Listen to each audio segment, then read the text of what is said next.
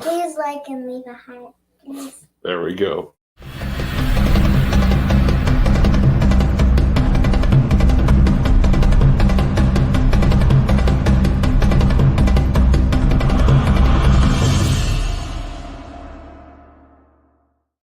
Hello, everyone, and welcome to the Vidor Locksmith Show, where we are unlocking the secrets to success in the oil and gas industry. One interview, one technical presentation, and one technical screw up at a time. Thank you guys all so much for being here on this wonderful Friday. We've got an absolutely amazing show for you. Another great interview for you guys. As always, guys, let me know where you guys are watching from. Love to be able to give everybody a shout out on the screen.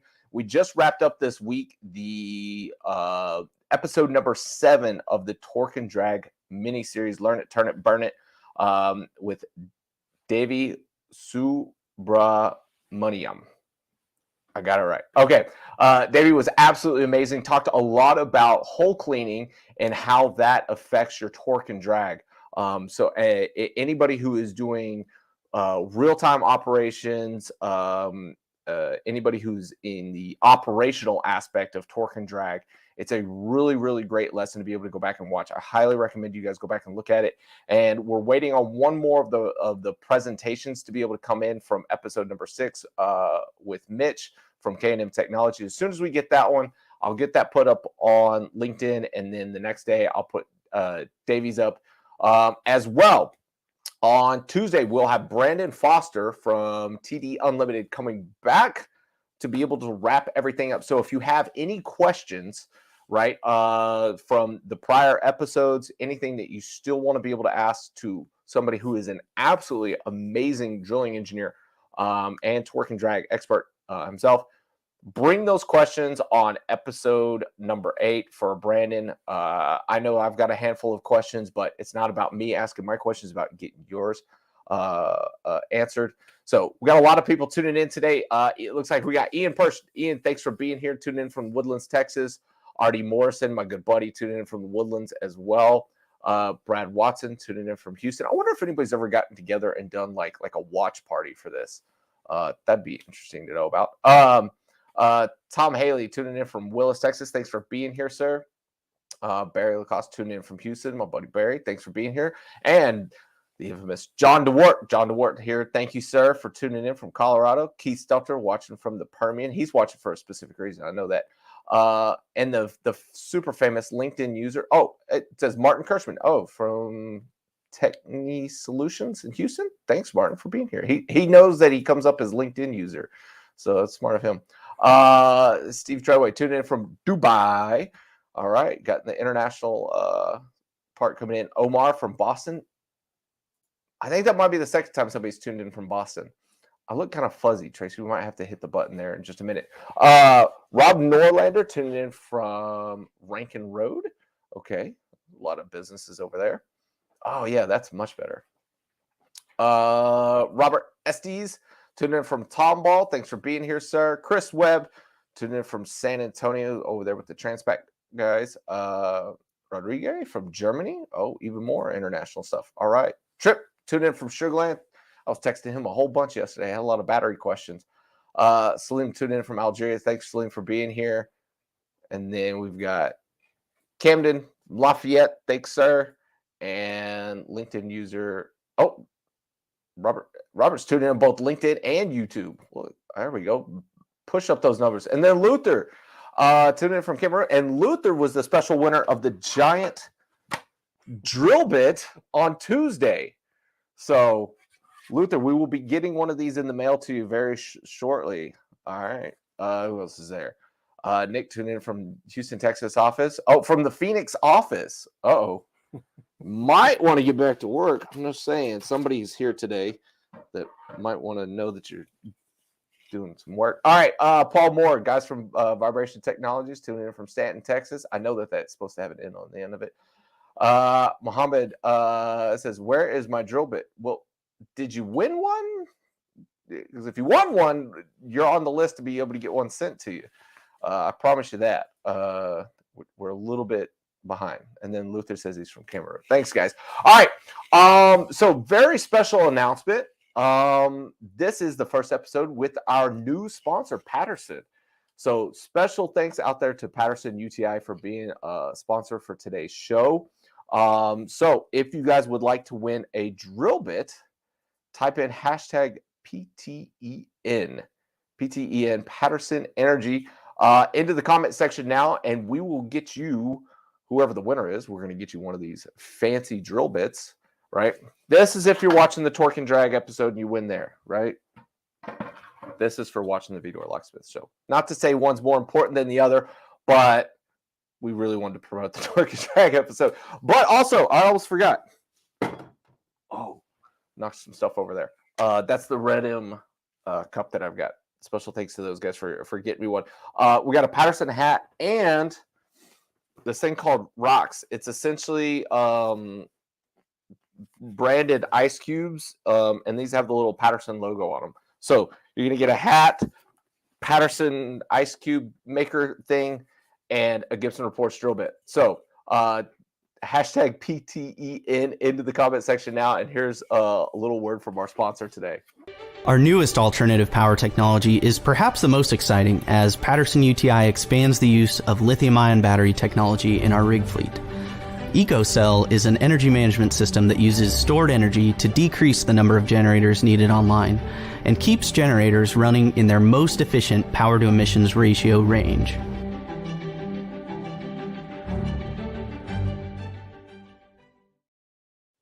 There you go. It's the Patterson EcoCell. Really cool, interesting technology. All right. So for everybody that's typed in hashtag PTEN, do appreciate it. All right, Tracy, let's go ahead and throw that thing up on the screen and see how many we got in there. I can't see that number from 25. Oh, that's pretty good for a Friday. Oh, 26. All right. Let's go ahead and hit the drawing. Let's see who our lucky winner of the day is.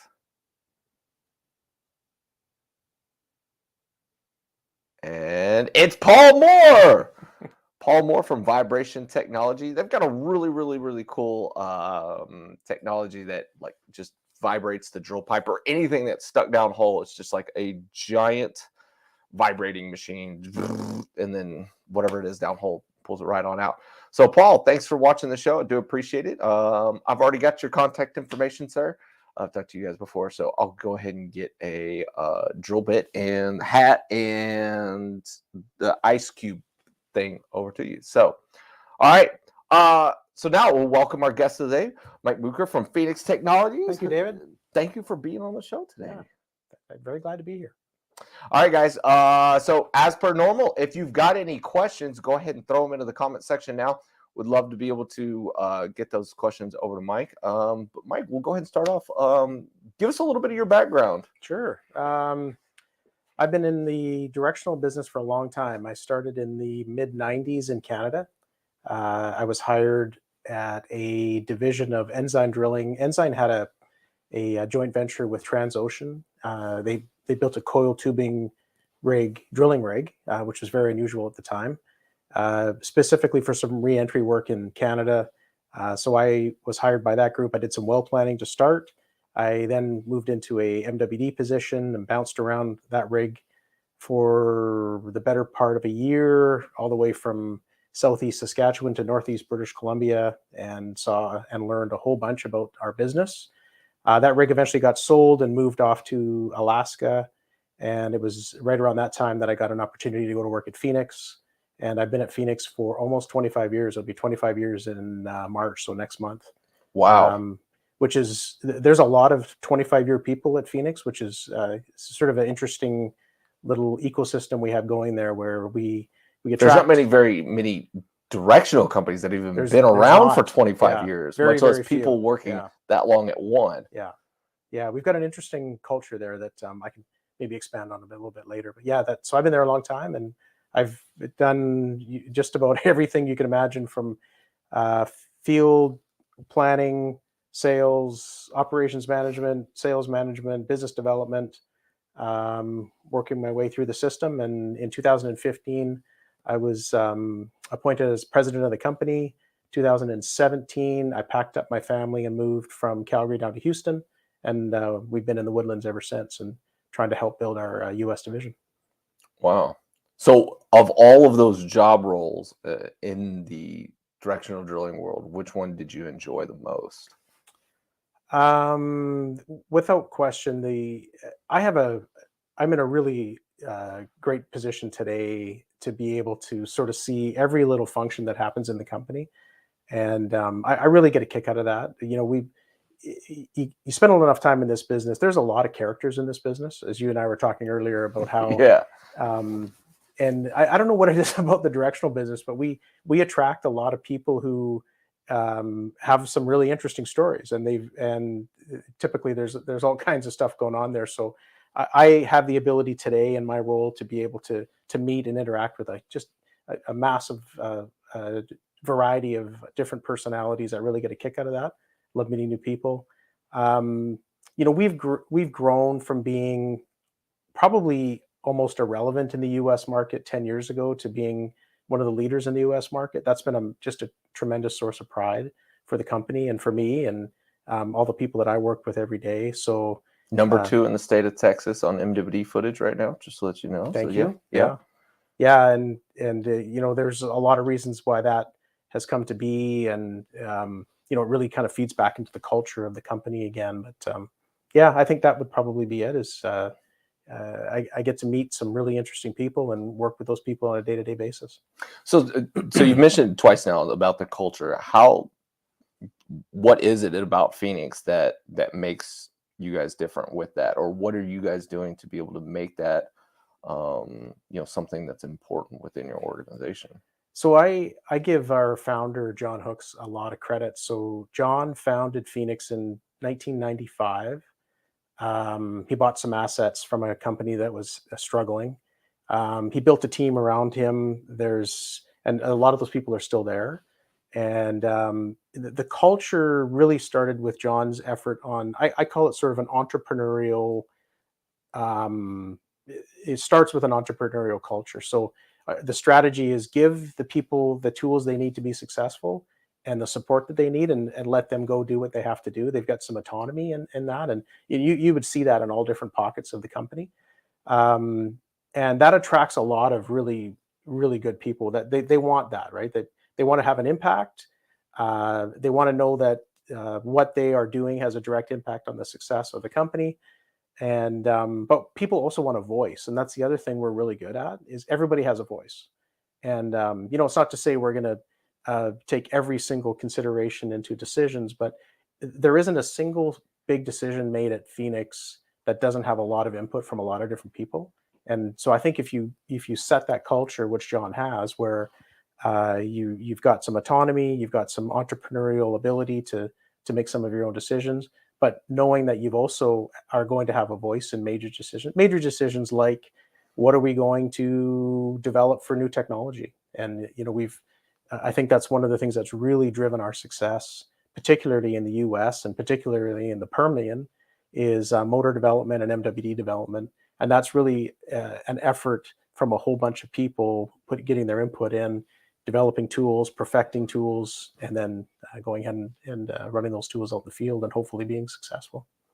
So tell me a little bit about that. Like, what is y'all's process as far as looking at new technology to be able to develop? Because, I mean, obviously our industry is one of, there's the new flavor, the new flavor of power section, or the new flavor of, MWD kind of stuff. Is it just regular pulse, or is it EM? Is it, dual telemetry? Is it this? Is it that? Yeah. How do you guys go about, I thought I saw something turn off. Never mind.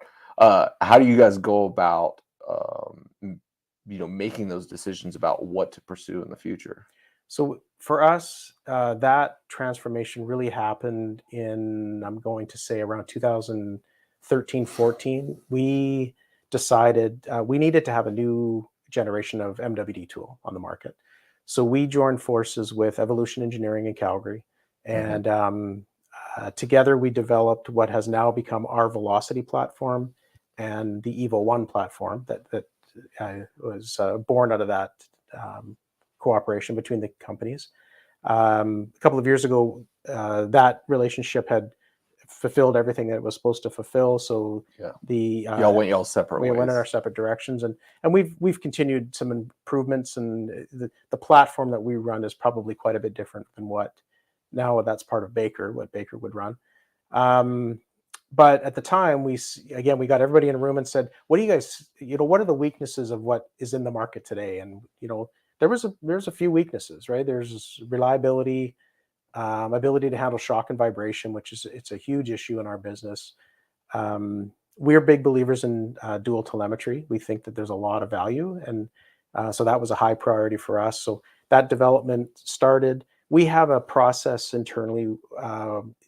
We call it continuous improvement, but it's really quite simple. You develop a tool, and we want to control that. So we control today the MWD platform and the motors, which I can touch on in a second, where all that is done in-house. We have a big engineering team, and we develop it, we build it, we run it.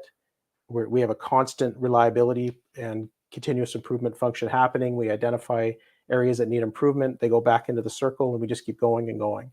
And the idea is, if you're focused on what makes our customers happy, which is reliability and speed and efficiency, and you continue to push the envelope on that, good things will happen. So that's what happened on the MWD development. We had a similar process with motors, where we sat in a room and said, "Okay, what's the struggles today?" And there were struggles. Power sections were changing, bearing assemblies. There were some inherent weaknesses in some of the older technology. We brought in some expertise. We developed what's now called the Atlas bottom end. And then we did the same exercise, test it, run it, continuous improvement, and we continue to do that today. So that really has driven that technology advancement for us. So since you've been in the directional drilling space as long as you have, especially with one company, I know you've probably seen the difference between the way MWD used to be looked at and the way it is now. I mean, obviously there's been, in particular, a service company that has had great success with just doing MWD. Yeah. How much more attention can you say that's being paid to MWD now versus, even just 5 years ago? I think if you were to ask our customer, or any customer, especially in the U.S. market, we operate in multiple different countries. The U.S. is a really unique place today, where the drive for performance is as strong in this market in the U.S. than any market that exists in the world. I'm convinced of that. And I've seen a lot of different markets in the world: South America, Europe, Russia, Middle East. The typical drilling engineer is a young, aggressive person who wants to advance, and they know that their mandate is, you drill the next well faster and more efficiently than the last well, and good things will happen. And then they turn to us as the service providers to help them do that. And I think, back to your question on MWD, that drive has really pushed MWD development in a direction that it needs to go. So I view it as there's a hurdle that you have to get over to even be considered an MWD provider today. And Gordon has done an excellent job on that, and I have a lot of respect for those guys. We're a customer of theirs.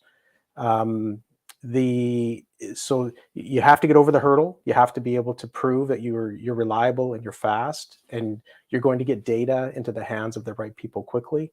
Once you get over that hurdle, and then hopefully you can continue to improve the product to the customer, good things will happen. But that's the strategy that I see, the big change that's happened over the past few years. Do you think it's also in part that, like, the faster we drill wells, there's less meat on the bone as far as ROP performance, and then reliability becomes a bigger issue? So, like, if we look back to, when we were drilling 25-day Eagle Ford wells, right, a single MWD failure, the percentage amount of time for the well was much less, as to now where they're drilling 5-6 day Eagle Ford wells. One MWD failure is a lot larger portion of the total AFE, or at least the drilling side of it. So do you see going forward that same kind of trend is going to continue, so where even more stake is going to be put into the reliability side? And it's not just MWD, it'll also be the motors and stuff. So, like, will that become a bigger driving force within the industry? I think the expectation is you have to be, as a service provider, we have to be working on making those MWD tools more reliable every day. And working hand in hand with the customer is really, really critical in that step. We've learned over the years that if you can develop a relationship with your customer where everybody's just going to have an open, honest conversation, what's causing the problem? And there's this old issue in our business where everybody likes to point fingers, right? Well, it's the mud, or it's the bit, or it's this, or it's that, it's the rig. But the best performance I've seen is when the customer and the service provider can sit in a room and have an open, honest conversation and say, you know what, it is this, whatever that happens to be, and together we're going to fix that.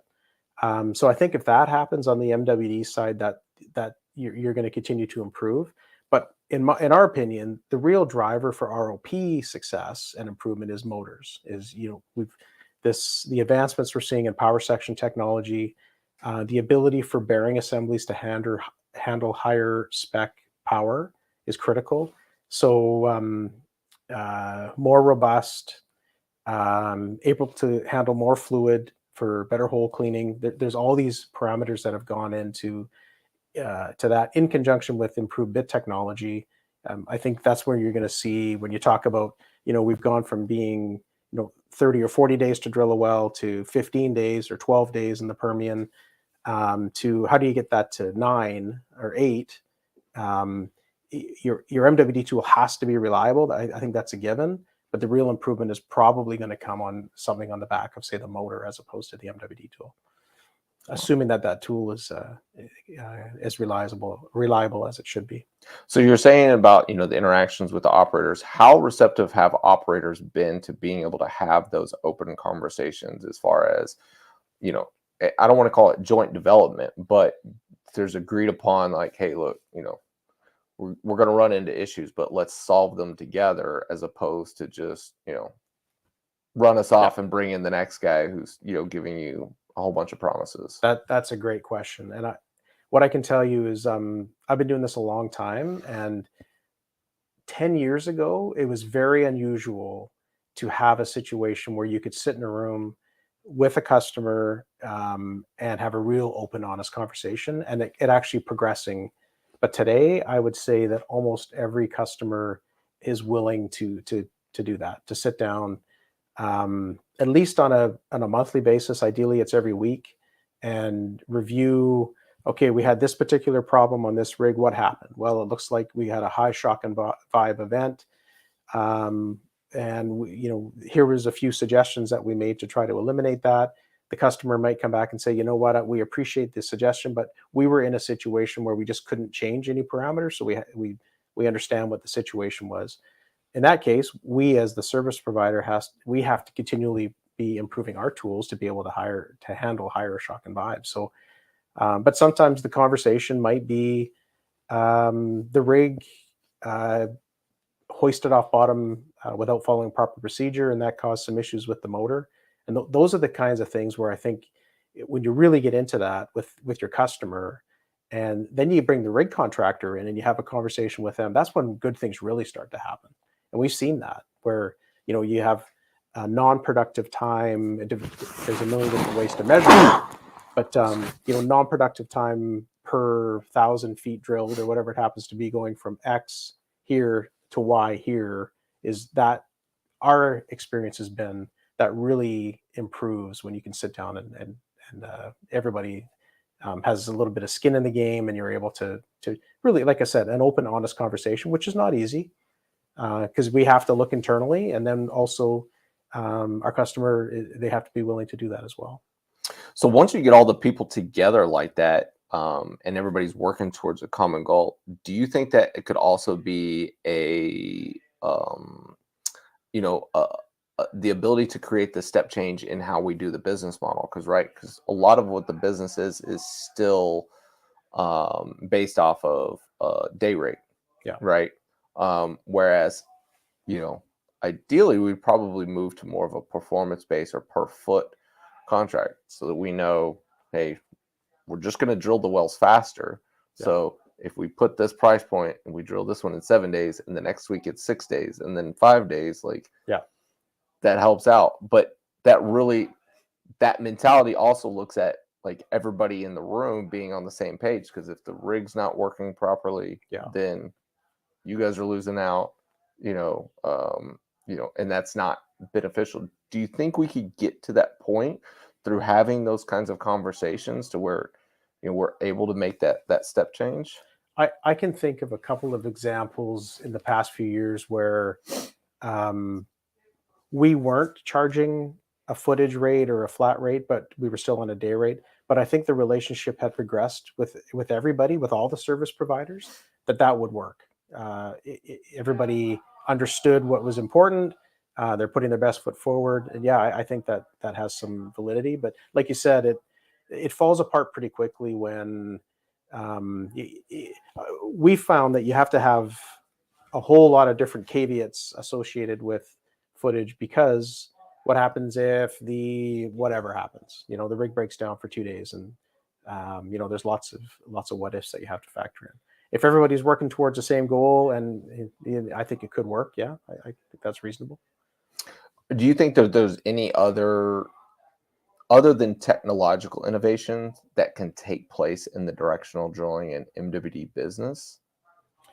There's a lot of conversation around reducing the number of people on location, centralizing decision making. I think that's, we have a lot of customers today that there's different models floating around. We have a couple customers that they have their own drilling command centers in their offices. That might be in Houston or Midland or elsewhere, and they want all of the decisions being made within the confines of that operations center.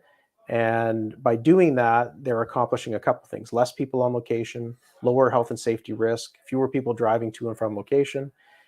The idea is it's more about consistency than it necessarily is about speed.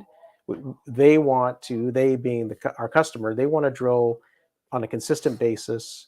And yes, they want it to, cost is obviously a big issue. We got to make sure we're keeping that in mind. But the concentration of really good decision making in a room is more valuable to them than, say, saving a day off of the next well. So that's an interesting model. We have our own remote center set up where we're doing MWD work, survey management, steering wells remotely as well. So I think that's probably will continue the evolution of that will continue.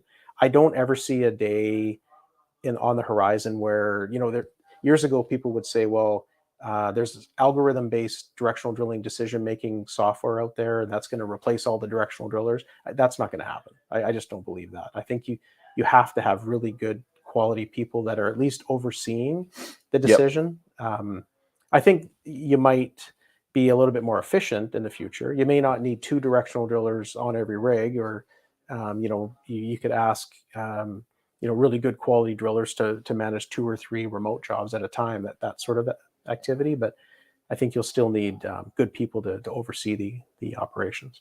So this makes me think of a couple of questions. Now we start talking about the remote center.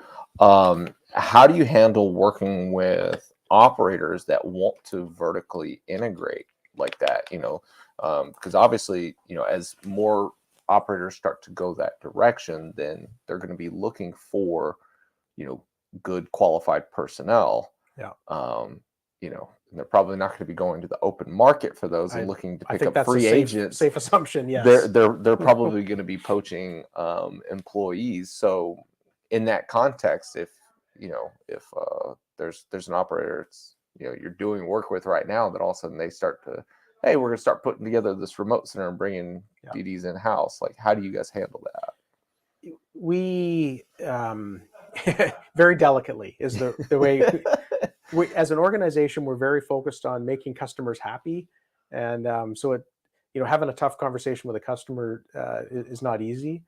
But I can tell you that we've had those conversations, and at the end of the day, if this is the direction that the customer is going in, it's probably not a terrible thing to have an ex-Phoenix directional driller working for customer X.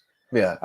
So when we get that, we don't want to lose good people. Obviously, we don't, but we also understand we can't stand in the way of progress, especially if this is going to help that driller's career path.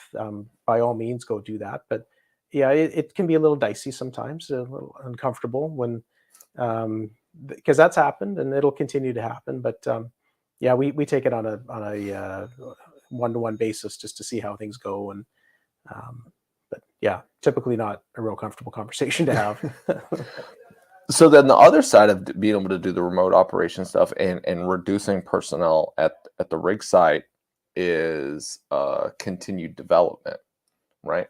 So for the guys that have that high level of experience to be able to come into the office, right? They have that experience because of the amount of time that they spent in the field doing things. Now, granted, when you're in the office and you're looking over 3 rigs, the amount of experience you get goes up, essentially, threefold at that point in time. But they still had that base foundation of being out at the rig site and doing all the work there. So how do you guys combat that as far as being able to train and bring up people in the industry so that there is somebody to fill that person's position if and when they get either pulled away by the client operator, or just, hey, I'm I've made my money, I'm done, which I think very few of us have been able to cross that bridge, but I mean, there's definitely some that do. So good to them. Yeah. Well, that's a really interesting point. So, that when I started in this business, the directional driller was viewed with a sort of an aura of, holy cow, the directional driller's here, right? And some level of mystique to them. Yes, there was that, and rightfully so. There was a lot of knowledge that those people brought that was extremely valuable, and not just on how to steer a well, right? Typically, back, I can think I've got when I started way back when I worked with these 2 Scottish directional drillers, and these guys were characters, like a lot of people in our business, but they were so knowledgeable about rig operations, not just how to steer the well, but these were type of guys that they could listen and they could hear something wasn't quite right. They would mention to the company man, I think there's a problem over here. And sure enough, there was, because these guys had spent 20 some years on drilling rigs. So that expertise is hard to replace if that directional driller isn't working on the rig, right? So if all of that expertise is in a remote center, you do lose something on the rig site. I think rig technology continues to improve, so that some of that probably isn't as necessary as it used to be. But that is a problem. So we're big believers in training. We have a really extensive, I would say, for a company our size, I don't think anybody trains as well as we do. We've got this continual cycle. We call it a boot camp. We've got very strict requirements that these guys have to meet. And at the end of their boot camp, they're ready to go, and they're not cut loose on their own until they can prove their proficiency, but they're close. And these guys are, so the boot campers work their way through the system. They'll eventually likely become directional drillers. So I think, to answer your question, the process is in place where the expertise gets established, and they can move into these different remote centers probably without too much trouble. As a percentage of overall work we do today that is remote versus on the rig, it's probably, and I'm going to shoot from the hip here, it's probably about 40% remote. So we still have a lot of activity that requires expertise on the rig, and so that does give an opportunity to train those people in that way. So with that, kind of advancement in doing the remote operations, what are some of the biggest lessons learned that you guys have seen in implementing that, right? Because I've heard a lot of people say, oh, it's less people on the rig, it's this, but there's a lot of other areas to where there are improvements that come along with that. What have you guys seen? The less people on the rig, without question, if you can reduce the amount of windshield time field people have, it's a safer industry for everybody. So excellent, we'll take that.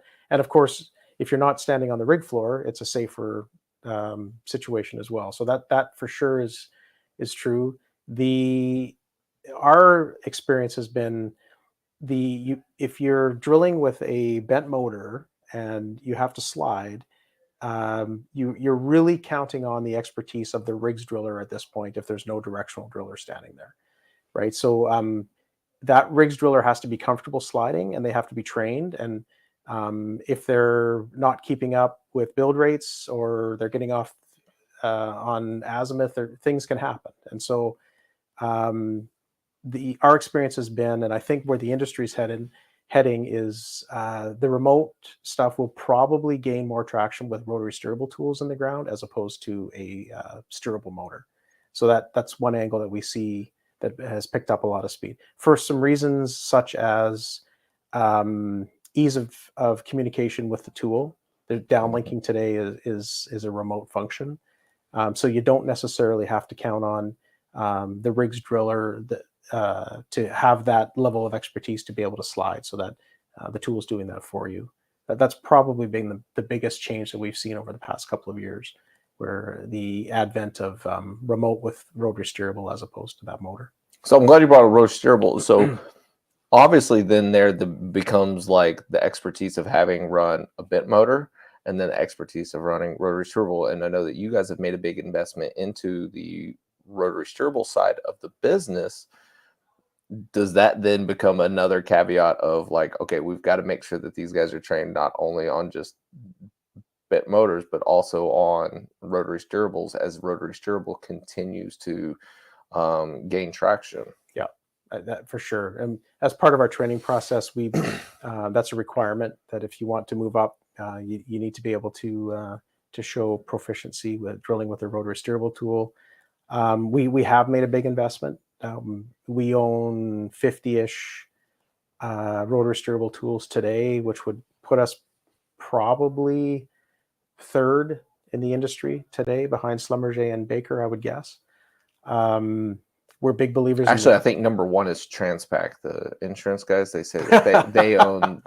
That's Chris's thing. He says he owns the most of them. Yeah, downhole. Sorry, that's probably true. Yeah. So yeah, we're big believers in the technology, and our field people love the fact that they can get exposure to rotary steerable tools with us. Of course, we think we do things a little bit differently than some of the big majors do. Like what? Well, probably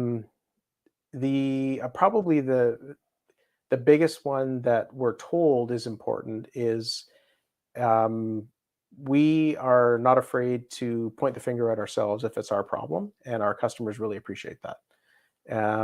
And again, it's yeah, the two that you mentioned before would never do that.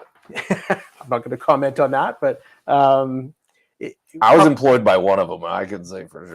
Probably less likely, right? Where we're really focused on keeping customers happy, and for a long time we had to do that because up until the development of the Velocity MWD platform and the Atlas motor and the acquisition of 50 rotary steerable tools, we had essentially off-the-shelf technology. That's we built this company on, NOV motors and Tensor or QDT MWD platform, and everybody had something that was pretty similar. So what you had to out hustle your competitor to be successful. You had to out service your customer, and you had to develop relationships. So we're a very relationship focused company where we've got customers in our facility in Houston almost daily, coming for tours, come and do a witness, come and look at a piece of equipment that you want to learn more about. So I think we probably are a little more focused on that side of the business than maybe the big guys would have to be, because they probably haven't necessarily been forced to do that because they had great technology for a long time. So there's a question I got for you. So because the directional drilling business does have such a low barrier to entry, right? It could just be, me and you just start up and say, one of us has got a relationship, the other one's got, a little bit of a slush fund. Let's go rent some motors. Let's rent some MWD tools. Let's go, right? Take this scenario for what it's worth. It's no more Phoenix for whatever reason. Snap figures, you're on your own, but you want to go start a directional drilling business. Which way is the best way to go? Is it internally developing your own technology, or starting off, potentially with, just some off the shelf stuff that's out there that's available to the industry? Because I know that that's a big challenge for a lot of companies is do we start to do the internal development like you guys have done, or do you just fight with your relationship, with the client and take what's available out there, open and available to the market, where you've got companies that are specifically focused on just pushing that one singular technology forward? Yeah. My answer to that is it depends what you want to accomplish. Do you want to be in the top tier premium market, or do you want to chase the lesser market? And we made a decision back in 2013 that we want to be able to steal market share away from Schlumberger, Baker, and Halliburton.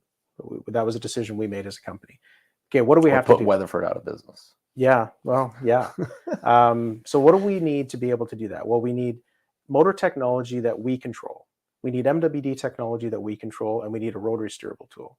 And so that's what we did. So I think there is a low barrier to entry to this business. And extremely low. Yeah. And I mean, all you have to do is look at a list of new competitors, right? And I just saw one the other day, and again, there's another 5 names on there I've never heard of. And I think those guys, if that's the market that you want to compete in, great. But if you're going to go to work for the biggest, busiest, best operators in the market, they demand a very high level of technology and expertise. And again, I keep saying it, but continual improvement, that type of business, the lower tier probably can't provide if they're buying their technology off the shelf and they don't really have control over improving the technology. I just can't see that being successful if you're going to go work for the big guys. Excellent. Well, I do want to do this before we get too far into it. Tracy, do we have some questions? All right, this one's from John DeWart. Telemetry is mud pulse and EM, which have relatively low data rates. Companies have worked on hardwire systems with significantly higher data rate. Do you see the future continuing as mud pulse, EM, or switching to hardwire pipe? So we've got what is it? PDS, NOV, and Real Well with wired pipe technologies. Yeah. We have been on, I don't know the number, but it's a large number of wells where our customer was trialing wired pipe. And I know that the technology is continuously improving, but as soon as you add a new component to your drill string, things get very complex. Let's take an agitator. So now you have to have a wired agitator in order to get that continuity of wired signal from the BHA up into surface. So our experience has been at times it's been great technology. You're getting really, really fast data rate and everybody's happy, but more times than not, the flow of data is interrupted for some reason, and the complexity of designing a drill string goes up by a very large amount, considering the fact that, now we're going to run a different agitator type for whatever reason, or we're going to add a second agitator, or we're going to add a particular crossover. And that gets really complex, having to worry about wiring all of those different components of the drill string. So we don't see that gaining a lot of traction on the horizon just based on that reason. And please, anybody correct me if I'm wrong on that one, but it's been a struggle. I think cost is also a big element. I mean, obviously it's not cost to you, it's cost to the operator. I can think of one particular case where the customer was paying more to run that wired pipe than they were paying for their entire directional package. And it seemed very strange to us, but I know they were trying really hard to get this high data rate. But yeah, I would agree, cost is a struggle for that business. All right, John, thank you for the question. Shane Gentry, any innovations for underbalanced drilling on the horizon? Wow, that's an interesting question. Not that I've seen. I haven't seen a whole lot of that. So no, I can't answer that. I can't give you a very good answer on that one, other than I'm just not seeing it. Fair enough. Michael Phillips says RSS is definitely easier to run remote, but both H&P and Neighbors are making strides to steer motors remotely. Any thoughts on that? We've seen that, and I don't want to give the wrong impression. We do remote work with motors and rotary steerable tools today, and I think we're pretty proficient at it. And but I think my take on it, our take on it, would be there's probably going to be more emphasis on steering our rotary steerable tool type remote work in the future, as opposed to motors, would be my take on it. But yeah, we do that today. But again, you're relying on the rig crew to be able to make those decisions and carry out that steering, tool face orientation, the whole, everything that goes with steering a motor. And sometimes that's not easy, because if you have, all of a sudden you've got a new driller on the rig floor who maybe has never done this before, it's going to take some training. And then you get into, okay, we're going to send somebody out to train. It gets very complicated when you have to rely on that model. Yes. All right, Tracy. Hybrid seems to be the future. Am I right? Hybrid. Jose, tell us what you mean by hybrid. Maybe. Not really sure. Does Phoenix have plans for high temp tools and geothermal drilling market? So I'll start with geothermal. So Phoenix invested in a geothermal company in Canada a couple of years ago, and the company has got plans to develop a electrical generation field through geothermal, and they've progressed to the point where they're just about ready to start drilling some wells. So they're going to be fairly deep wells. If I have my numbers right, I think they'll be somewhere in the range of 10 or 11,000 feet TVD into a hot, briny solution. They're going to produce it, spin a turbine, and re-inject it. So that we invested in the actual company itself for a couple of reasons. We think that just as a pure investment, it's probably a really good thing. I think I think most people would probably agree that industry is going to gain a lot of traction in the future. Any consistent form of green energy that's economically viable is probably going to attract a lot of attention. Plus, we wanted to gain some expertise on drilling into this geothermal market. So, and we're learning not only temperature is an issue, but potentially there's some techniques that are required to drill a well that's going to be producing a tremendous amount of fluid. So we're learning that as well. So yeah, I think the geothermal piece of it is something that we'll continue to focus on. And what was the other part of that question? High temp tools. So we are, we do no work in, say, the Haynesville today. And we do, MWD wise, it would take some effort on our part to develop a tool that could handle that type of temp. We think we have a motor that would do very, very well there. So the answer to the question, we're always looking for the next innovation. Higher temp will definitely be on the horizon at some point. There's a lot of other priorities within our engineering group today. And one thing I'd say we've gotten very good at is prioritizing the important stuff and getting those over the finish line before we take on new projects. There was a time when we probably had 40 projects that we were working on and none of them were getting completed. This is years and years ago. And, sounds like me today. So it's gotten better, and we have a really fantastic group of engineering horsepower. And so high temp isn't really in the cards today, but there's some interesting stuff that's coming before we worry about a high temp tool. Would you guys ever consider an acquisition as a way to be able to get into some of those markets? We'd never say no. And being publicly traded, there's lots of good that comes with it, and maybe a lot of I'm not going to say bad, because it's not bad, but there's some challenges that come with being publicly traded too. And one of the challenges is we're constantly approached to buy somebody. And our whole industry has seen a bit of a buoyancy, right? Where it's the old rising tide lifts all boats kind of thing. Mhm. So I think a lot of people see an opportunity to maybe they've had a business for 5 or 10 years and they'd like to get out. So we get approached with a lot of deals, and very few of them are really make a lot of sense for us. And for a couple of reasons. Our equipment's very proprietary, so it's not like we can go buy a competitor that has an Atlas motor.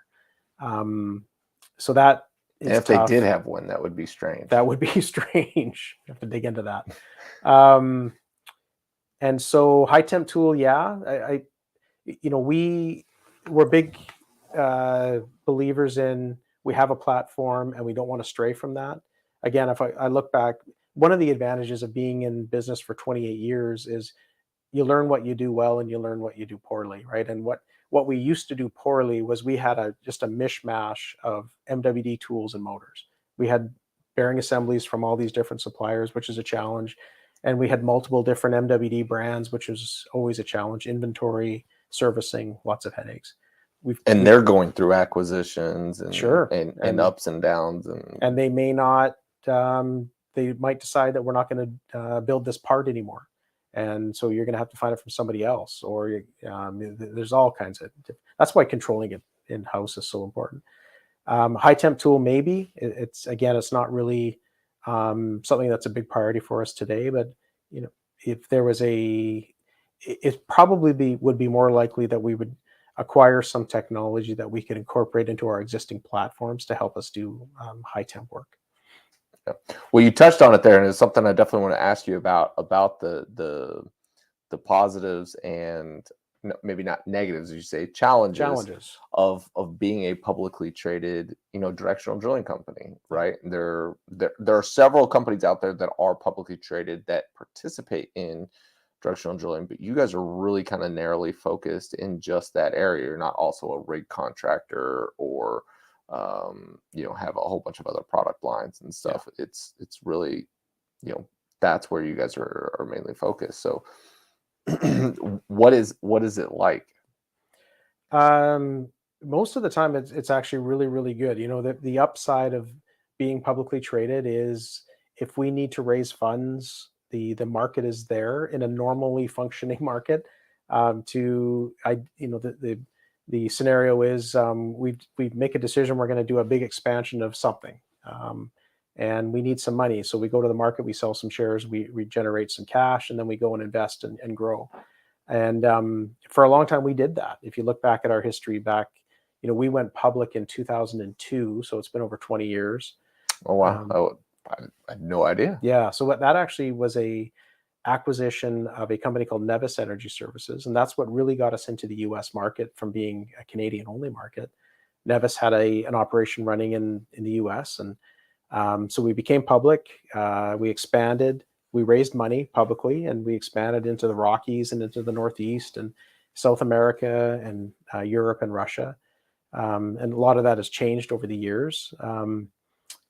And then, there's the scrutiny of a publicly traded company versus a private company. We have to live by a certain set of rules that private companies don't necessarily have to. The other part of it is transparency.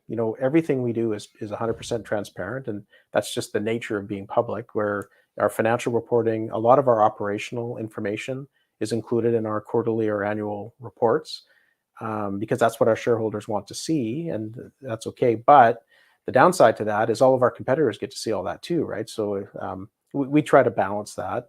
There really is only 2 pure horizontal drilling companies that are public that you can get easily accessible data, ourselves and Cathedral.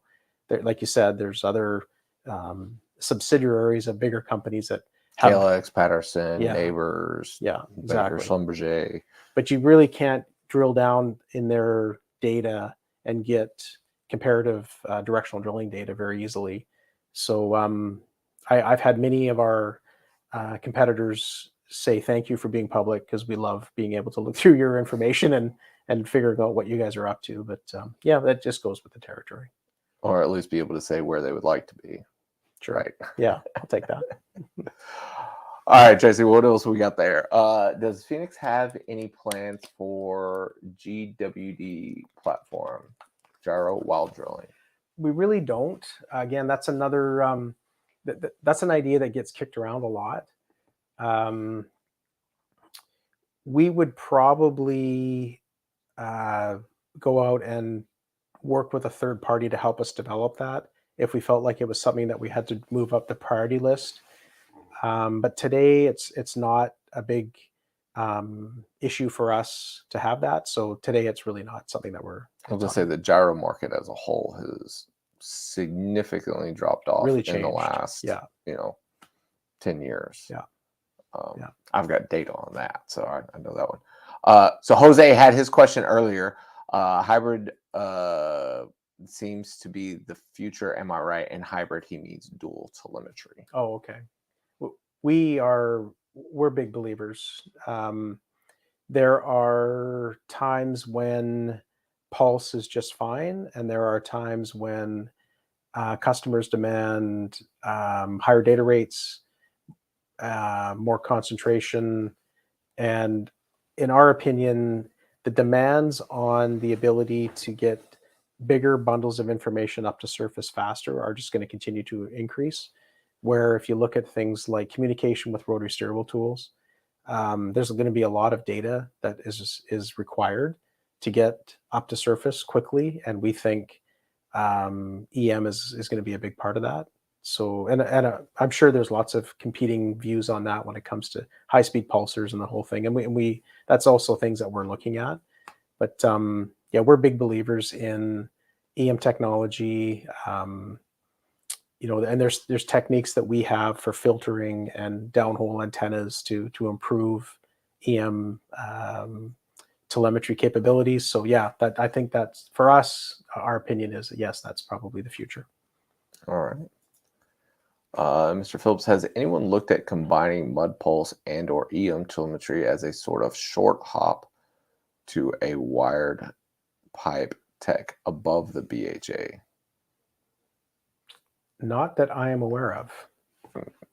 Yeah, I don't know about that. Neither am I. Yeah. So I don't think so. Not that oh, is that all the questions that we've got there? All right. So I want to be able to ask you something else, just because it's very pertinent, and we've kind of hit around the topic a lot. As far as you said about drillers being the actual driller for the drilling contractor, steering wells. The movement of people going from the rig into office and remote locations. We've talked about training people.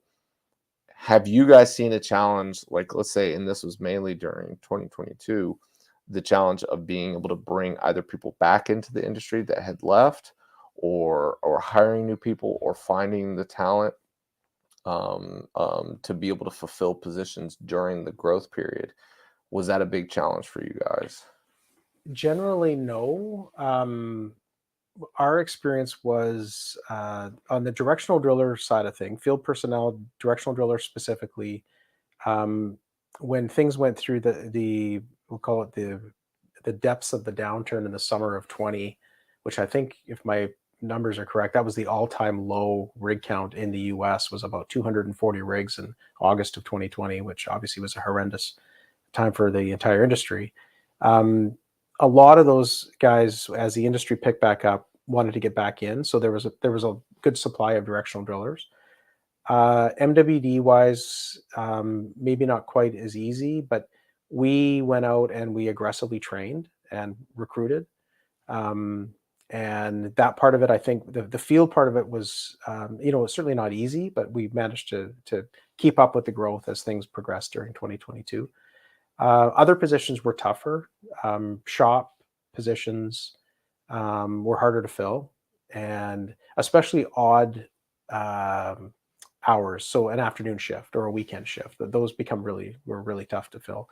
And then some really specific skilled positions like machining. That was tough to fill those roles as well. But for the most part, we've worked through all that now. We're fully crewed, we think, for the amount of work that we see on the horizon. but we continue to train field personnel internally. But I think for the most part, those struggles are behind us. How do you see the future going forward for the directional drilling business, say 2023 and on? I think we have a view where we view the North American market as a whole, that's going to be roughly 1,000 rig market for the foreseeable future. So if you look at the US, is about 760-ish rigs. Canada is running around 250-ish today. That'll of course taper off come spring, but we're somewhere in the 1,000 rig market today, and we think we'll probably be back up to 1,000 rig market after spring breakup in Canada. So we view sort of the 2023 rig count bouncing in that 1,000 to 1,050 range. So then we say, okay, how do we fit into that? Well, we spent a lot of money on capital expenditures last year, and we're still waiting to receive some of those tools to come in. So we do have some growth ahead of us. We think we can keep up with, we'll be able to attract more work, even in a rig market that isn't growing as quickly as it was last year. Especially on things like motor rentals. Our Atlas fleet is in high demand, and we'll probably keep up the size of our rotary steerable fleet as a proportion of the overall fleet. So that meaning we'll probably buy more rotary steerable tools as we see demand continue to tick up with that. We see a lot of demand on the rotary steerable business in the future here. So I would guess that percentage of the overall market, the rotary steerable percentage will tick up this year as well. We're starting to see some interest from some customers that have historically really haven't had an interest in rotary steerable, and now they're asking us for some advice on a particular area. And so I think that's probably going to lead to bigger demand. Start tipping their toe into it just a little bit, and all of a sudden then they want to jump in full head. What is the biggest challenge you face right now as a directional drilling company? I think it would be I wouldn't necessarily, my initial answer to that was going to be competition from all of the startups that happen, but I think we are somewhat insulated from that a little bit because of the premium market that we try to chase. But that's not to say that that's not it's not entirely gone away, that there is some to that. I worry a little bit about what's going to happen with the gas market, natural gas market. Price of gas has come way down 75%. I have to think that's going to have an impact on the number of gas-focused rigs in the US in particular. And typically what happens is if all of a sudden there's 25 fewer gas rigs drilling, those rigs and those directional tools are going to go somewhere. And so I think what would probably happen is some of the oily guys will take that opportunity to bring in a premium rig. And so those directional tools are probably going to try to follow that rig, and it might get a little bit more competitive. So I think that might be a bit of a challenge on the short term. I suspect that the gas price weakness is probably fairly short term, because there's going to be, come summer and fall, we're going to be talking about cold weather and LNG exports again, and there's lots of things that I think will probably help that market. Specifically for the directional drilling business, the challenges still exist around shock and vibration. There's competing efforts here, right? There's the drill string vibration effort versus the longevity of a MWD tool, and those two don't get along very well. Yeah. So we have to manage that. So we spent a lot of time and effort trying to make MWD tools more robust. So that's something that probably keeps us up a little bit at night too. All right. Do we get another one in there? Jose asked, sometimes for an MWD is a challenge to have an opportunity to switch into DDing. Yeah. So how do you guys handle that, taking guys from being on the MWD side over to directional drilling? We highly encourage that. And a lot of companies don't.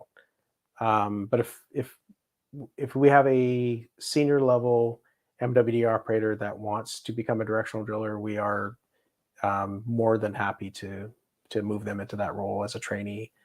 And then it just continues to open up opportunities for new MWD operators into the mix. So yeah, we're 100% on board with that. I don't know what the number is, but it would be a fairly large number of our current DD fleet or crew that were MWD operators previous to that. Awesome. Yeah. As a former MWD guy, it's great to be able to hear that. Well, kind of run out of questions here and stuff. Anything else that you would like to be able to either tell the industry or any of the other Phoenix personnel that might be watching today? I think we've covered it off. I feel incredibly fortunate to have been in this business for 20 overall, probably 27 years, at Phoenix for 25 years. I really, truly feel like I won the lottery when you get to come to work. Like, people say it all the time. Oh, I love the people that I work with. But I mean, you don't work at a place for 25 years and not form relationships with a lot of people that we have. So I tell people often that, there's a group of, I don't know how many people at Phoenix, just off the top of my head, there's probably 20 or 25 people that we all work really closely together. And we're like a family, and sometimes families don't get along on every point. But at the end of the day, we sit in a room and we talk about what's best for Phoenix, which is not always easy for some people to if your choice is what's best for me or what's best for the company, often people will revert back to what's best for me. But at Phoenix, we have a saying that you have to make a decision based on what's best for the company. And when we get to that point, we all agree and we head off in a particular direction. And I think we have the best people in the business. Our field personnel, they work so hard day in and day out, time away from their families. We're a company that hasn't forgotten where money's made in this business. A lot of companies, I think, get caught up in we're going to spend a lot of time in Houston and Calgary and Denver and Pittsburgh. But the truth is, you make money on drilling rigs in West Texas and East Texas and Northern Canada and the Bakken and the Marcellus, right? That's where the money gets made. So we try really hard to make sure we take good care of our field personnel. Well, that's great to be able to hear. Mike, thank you so much for coming David. on the show. I really do appreciate it. For everybody out there, thank you guys for watching. Try to think. Yes, once again, tune in Tuesday, 8 a.m. with Brandon Foster from TD Unlimited. We'll be wrapping up the 8-episode miniseries of the Learn It, Turn It, Burn It Torque and Drag miniseries. It's been an absolutely amazing educational piece. I've had people tell me that if you were to pay for a course like that individually, it'd probably be about $25,000. And it's all free. It's on YouTube. It's on LinkedIn. Go check it out. Go watch it. We'll be back next week for the V-Door Locksmith, another in-studio appearance here with Walter Phillips, who is on I guess you could say he's on the production side, right? So sucker rod pumps and things of that nature. So he's going to be talking about how torque and drag actually affects the operations of actually getting these wells to be able to produce. So kind of on the heels of the Torque and Drag miniseries, he's going to come in and be able to give us some great insights as to, the ways that we drill these wells, how it actually ends up affecting the production. So another great episode to be able to tune into. After that, I'll be taking 2 weeks off because I'll be in Stavanger, Norway for the SBE conference, then traveling to Germany and Belgium to be able to film the Drillbotics documentary. And then after that, we'll be back in town. Then the week after that, I'll be back in Alaska. So the whole month of March, I'm pretty much on the move. Oh, I can't forget Wednesday next week. We've got the Permian Basin Association of Directional Drilling Companies Forum, which I will be the keynote and host moderator of. We've got, I think, 7 or 8 directional drilling companies that represent the vast majority of the work taking place in West Texas, who will be there to be able to share their thoughts and feelings and talk pretty much a carbon copy of the conversation that we had today, but we're getting even more companies involved. So if you want to see me, I'll be there Midland next week, Wednesday, Get your tickets. Be there. It'd be a great, wonderful event. I think that's it from today. So please like, share, subscribe, do all the social media stuff. Thank you guys for watching. I really do appreciate it. And as always, know your industry.